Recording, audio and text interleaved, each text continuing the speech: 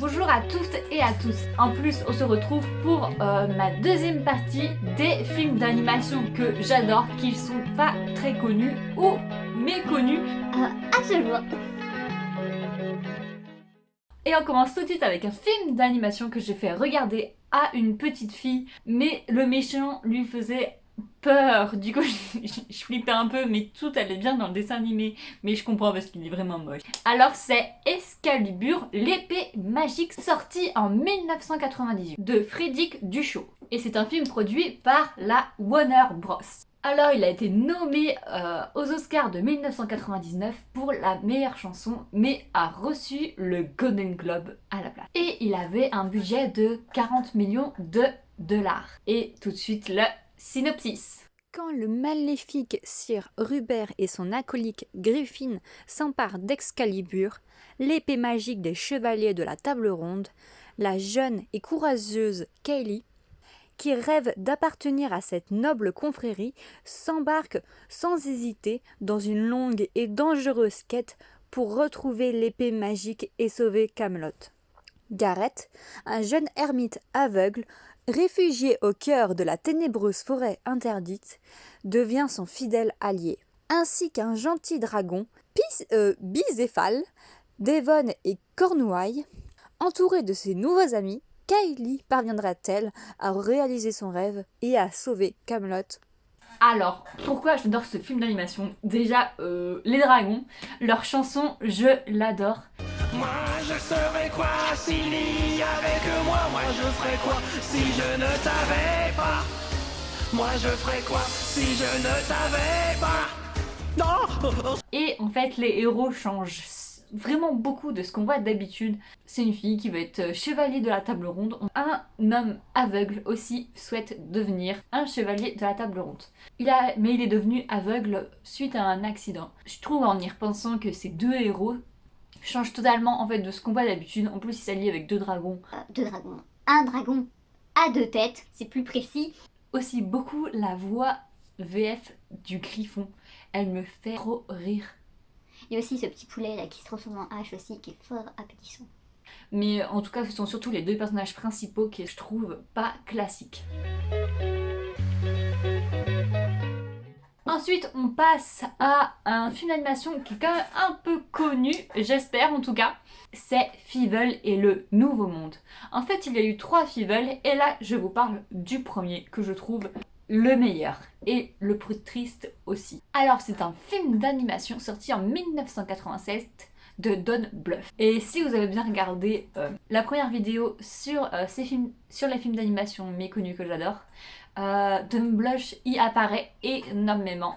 Je l'aime vraiment beaucoup. Fievel et le Nouveau Monde a été nominé aux Oscars pour la meilleure chanson Somewhere Out There. J'espère que je le dis bien.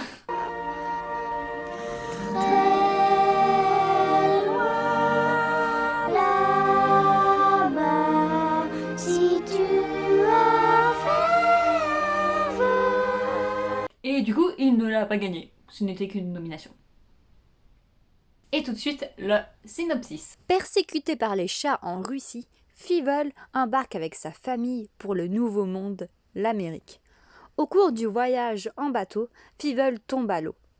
Pendant une terrible tempête et échoue dans le port de New York. Désormais seule, la jeune souris, aidée par de nouveaux amis, va braver tous les dangers pour retrouver sa famille. Et en fait, du coup, le premier film traite de la migration vers l'Amérique. Le deuxième traite de la conquête de l'Ouest au 19e siècle. Alors, il y a une petite histoire sur la création de Fievel et le Nouveau Monde. En gros, tout ce film ne tient qu'à une personne. Steven Spielberg a vu Brisby et le secret de Nymphe, qui est l'ancien film de Don Bluth, que je vais vous parler juste après. Et il l'a vu et est tombé complètement fan du film. A choisi de produire le prochain film de Don. Et du coup, c'est grâce à son financement que Fievel et le Nouveau Monde peut exister aujourd'hui. Et on peut dire que Steven Spielberg fait partie de plein de choses dans le cinéma, même si on ne le voit pas partout. Les plus grandes choses tiennent de lui, on peut le dire.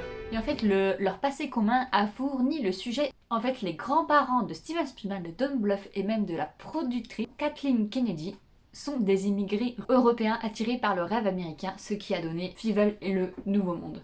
Alors, Fievel et le Nouveau Monde est, je peux le dire, un film d'animation à voir, que j'aime beaucoup. Il est très triste, très mélancolique, car du coup Fievel perd sa famille, mais il y a surtout un moment que j'aime énormément à la fin. Ça spoil, mais Du coup, il y a un moment où il s'énerve, où il en peut plus, il se décroche de l'espoir. Ce moment, je l'ai tellement aimé, en fait, il en pouvait plus. Là, c'était son ras-le-bol, en fait. Et après, du coup, le destin a choisi, du coup, de lui venir en aide. Tout le long du film, il se tient à l'espoir. Il a vraiment énormément d'espoir en ce qui va se passer. Il cherche sa famille, il y tient énormément, et à ce moment-là, ils font tout en l'air. L'histoire est bien ficelée, et je trouve que le monde qu'il a réussi à créer est très bien. Bon, les chats cosaques, là, les chats russes font très peur. Je les trouve quand même très vilains comparés aux chats américains. Ensuite, je vous parle de Yubi le pingouin de Don Bluth et Gary Goldman.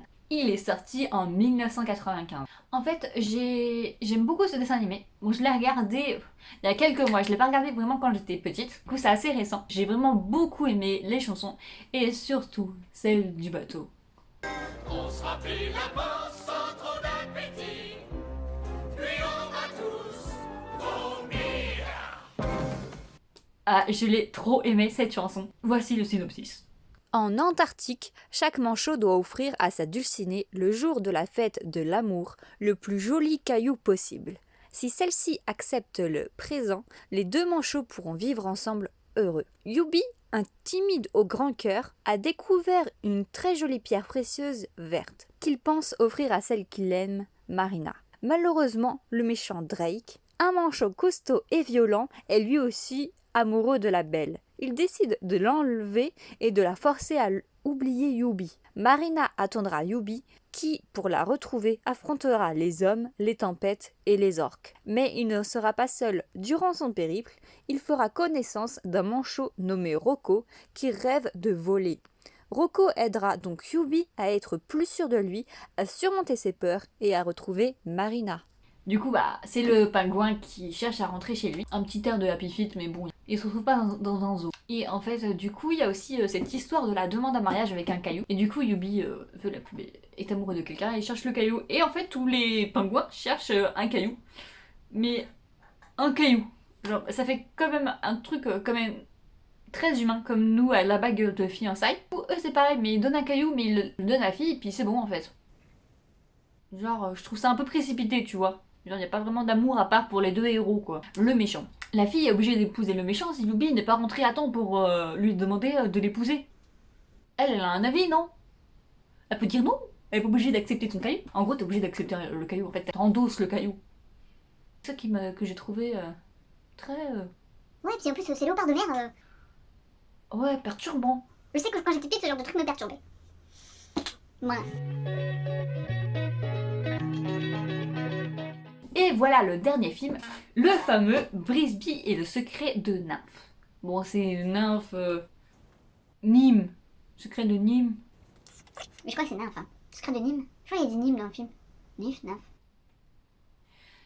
Du coup, c'est un film de Don Bluth sorti en 1982. Du coup, le film est basé sur le roman de Robert C. O'Brien.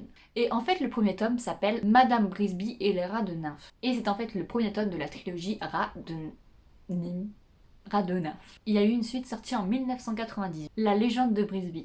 En fait, le nom de base était Frisbee, mais a été changé en Brisby. Tout ça pour éviter les confusions avec la célèbre marque de disques volants Frisbee. En fait, Brisby et les secrets de Nymphe est le premier film de Don Bluth. Et en fait, à noter que Don Bluth a fait partie de Disney et a travaillé, je crois, sur Bernard et Bianca et Roxy et Cookie et peut-être quelques autres, je crois, de mémoire. Du coup, il a quitté Disney accompagné de deux autres amis et Disney le trouvait un peu trop sombre. Et merci d'avoir quitté Disney pour nous avoir offert toutes ces merveilles. Et du coup, tout de suite le synopsis. La famille de la souris Brisby doit déménager au plus vite, mais son fils Timothée est très malade et ne peut pas sortir dans le froid. Madame Brisby est obligée de demander de l'aide à ses voisins, d'étranges rats qui cachent un terrible secret. En fait, le film traite d'un sujet quand même très réel et qui fait encore résonance aujourd'hui, les animaux en laboratoire. Et en effet, NYMPH est l'acronyme. En effet, NYMPH est l'acronyme de National Institute. A few moments later. National Institut Mental et En fait, c'est une institut qui existe vraiment. Elle se donne à des pratiques sur les animaux. Et elle existe aux États-Unis. Brisby, le secret de NYMPH, est du coup assez sombre et il est vraiment très bien fait. Son synopsis est assez complexe. En tout cas, quand on le regarde, NYMPH, on ne sait pas trop ce que c'est. En tout cas, pendant à peu près toute l'histoire, on entend parler de Monsieur Brisby. Et on ne sait pas ce qu'il a fait, on ne sait pas vraiment qui c'est, sauf que c'est le mari de Madame Brisby. Et qu'il est mort. Ce que j'aime bien, c'est une mère de famille qui essaye de sauver son enfant malade, car le fermier va arriver et va tout labourer le champ. Et elle essaye vraiment de sauver sa famille. Du coup, c'est rare qu'on voie ça. Cette mère de famille, toute seule, qui a perdu son mari, mais le nom de Monsieur Brisby est vraiment très résonnant dans l'histoire, mais on sait pas grand-chose. On le sait des choses petit à petit, et même Brisby ne savait pas certaines choses. L'histoire fait vraiment résonance du coup au traitement des animaux dans ces centres. C'est vraiment très très bien fait parce qu'on découvre vraiment les animaux après. Ils disent vraiment aussi ce qu'ils ressentent. En tout cas, quand on commence, moi je me suis sentie un petit peu perdue, mais j'ai vraiment beaucoup aimé l'esthétique et l'histoire aussi, car les personnages sont sombres et j'aime vraiment beaucoup ça. À part Madame Brisby qui elle arrive dans un monde qu'elle ne connaît pas et va devenir limite une héroïne. Donc j'espère que cette vidéo t'aura plu et que si tu aimes encore du coup ce format, je pourrais continuer d'en chercher d'autres. À un moment j'aurais épuisé mon stock de Don Bluff, mais j'en ai d'autres en stock je pense. En tout cas merci beaucoup, à la prochaine et sayonara!